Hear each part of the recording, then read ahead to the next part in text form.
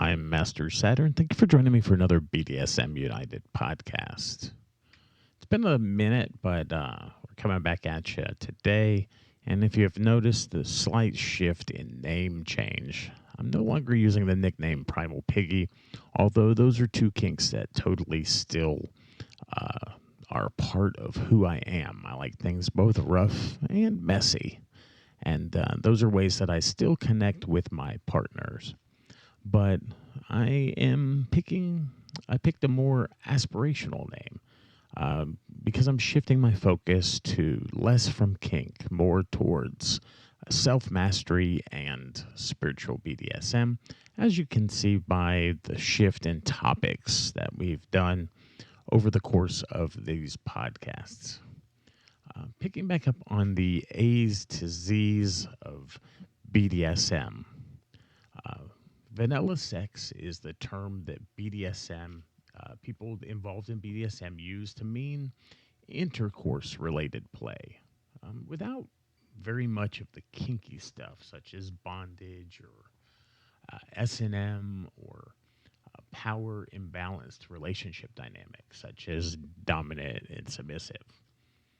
Vanilla sex is not limited to the missionary position or to heterosexual intercourse, but includes just about anything you'd see in a standard gay or straight porn movie. Things like oral sex, anal sex, uh, maybe a little bit of ass slapping. Well, vanilla sex can be lots of fun, even for kinksters. Some of us have found more interesting ways to play sexually.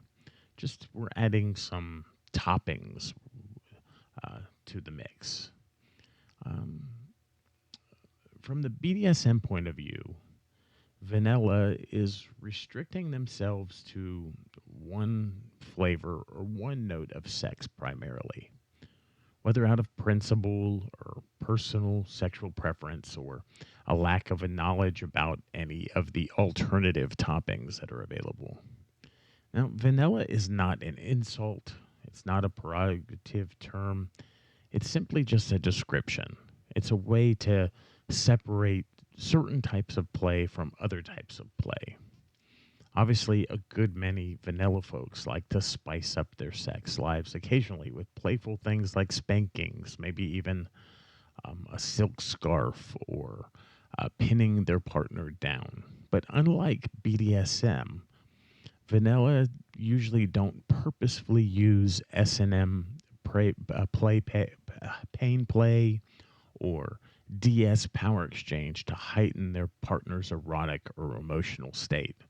In BDSM, arousal techniques may involve some mix of using some toys, anything from vibrators and dildos to floggers, canes, electrical gear, needles, and knives, a whole bunch more, or S&M techniques, knowing where, how, in what order to use equipment, or to use your hands, or to use your genitals. Assuming roles, uh, like role play roles, such as teacher student, lord, lady, master, slave, owner, pet, daddy, and baby, and so on and so on. Or psychological dynamics of scene related power exchange, hypnosis, mind fuck, mental bondage, different types of power dynamics that just include the play scenes themselves. In BDSM play, you might find a top who takes 30 minutes or more to beautifully and artistically bind his bottom in elaborate rope designs. And then the top may suspend the bottom a few feet off of the ground. There will only be sex if it was negotiated, so rope is their kink. Intercourse, if it even happens, is somewhat of an afterthought. In BDSM play, what you see may not be what is actually going on.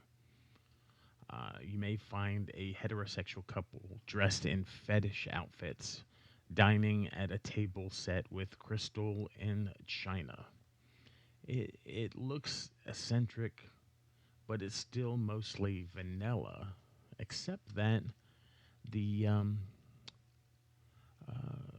the woman may have a electrical probe inserted into her vagina, and the man may have the power to control the next have the power control, sorry, next to his dinner plate.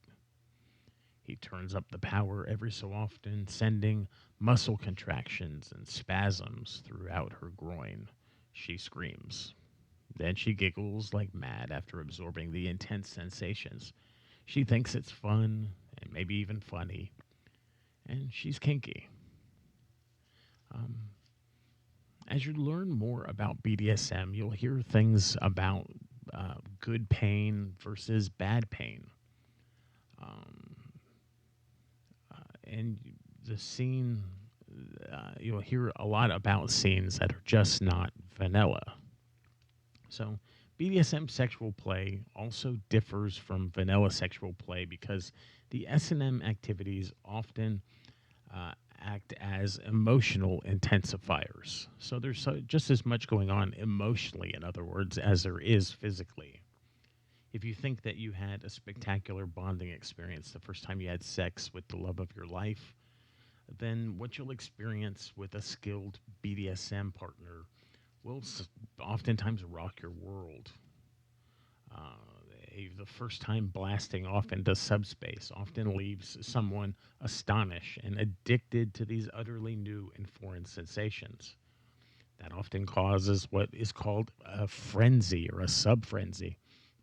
Excuse me. It's wanting all of those things all the time, as much as you can get, and sometimes leads you to go into more and more partners to get them because people get exhausted. It can be exhausting doing a BDSM scene. And so, but someone in a frenzy may go from person to person to person to person and may get themselves in a lot of uh, unethical slash dangerous situations based on that craving, that frenzy that they're in.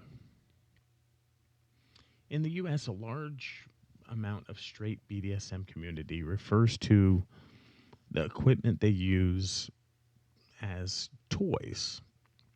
This includes everything you can think of: vibrators, floggers, paddles, whips, and so on. Another large amount of BDSM community refers to these same things as tools. In fact, the group that refers to them as tools were already using this equipment by the time vanilla people began developing an interest in rough sex. So, people who use the word toys use those toys to play with their bottom. People who use the word tools use those tools to work with their bottom. As words communicate concepts, saying that you're setting out toys for a play section communicates possibly a different message than if you said you're setting out tools for a work session. And those who use the words tools and play may often sometimes still use the word tools and work, just given the type of scene that you're wanting to have. So, regardless of what you call them, adding tools or adding toys is definitely a unique way to add toppings to what could be a rather vanilla relationship. And that is the incorporation of kink into your BDSM play. I'm Master Saturn. Thank you for joining me for another BDSM United podcast. You can find all of our resources at www.bdsmunited.com. It was a joy speaking with you today. Thank you for joining me along this journey of kink and BDSM as we learn more about the A's and the ABCs, of BDSM. Because a firm foundation is what leads to additional, more advanced things in the lifestyle. Thank you for joining me today, and I'll talk with you again soon.